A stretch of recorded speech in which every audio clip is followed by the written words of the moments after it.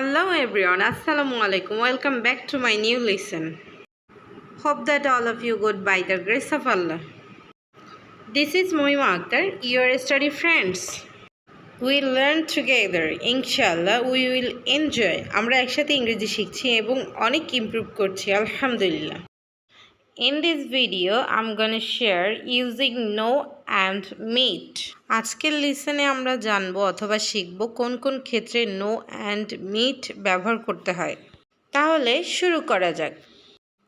কোনো কিছু আগের থেকে জানা অথবা চেনা অথবা কাউকে আগের থেকে জানা চেনার ক্ষেত্রে no ইউজ করতে হয়।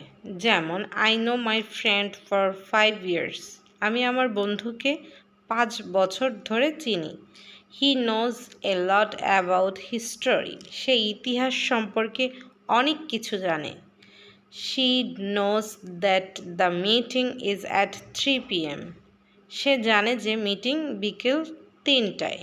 কোনো কিছু আগে থেকে জানার ক্ষেত্রে সবসময় নো ইউজ হবে। মিট লাইফে প্রথমে কারোর সাথে দেখা হওয়া অথবা পরিচিত হওয়ার ক্ষেত্রে মিট ব্যবহৃত হয়। যেমন it's nice to meet you, আপনার সাথে পরিচিত হয়ে খুশি হলাম।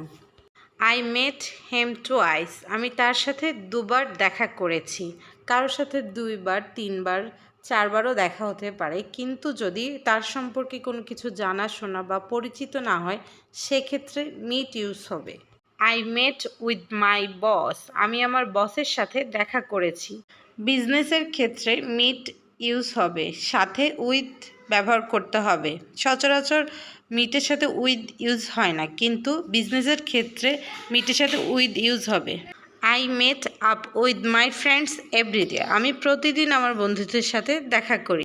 ফ্রেন্ডদের সাথে দেখা করা, মজা করা, ঘোরা ইত্যাদি ক্ষেত্রে মিট ইউজ হবে এবং সাথে উইথ আপ ইউজ করতে হবে। আশা করি আজকের লিসনে আপনারা মিট এবং নোর ভিতরে পার্থক্য বুঝতে পেরেছেন। শুধু বুঝলেই অথবা শিখলেই হবে না, রেগুলার প্র্যাকটিস করতে হবে এবং ইমপ্রুভ করতে হবে। আশা করি আজকের লিসনটি আপনাদের ভালো লাগবে। যদি ভালো লেগে থাকে অবশ্যই লাইক, কমেন্ট, শেয়ার এবং সাবস্ক্রাইব করে পাশে থাকবেন। ধন্যবাদ। Thank you for watching. Allah হাফেজ।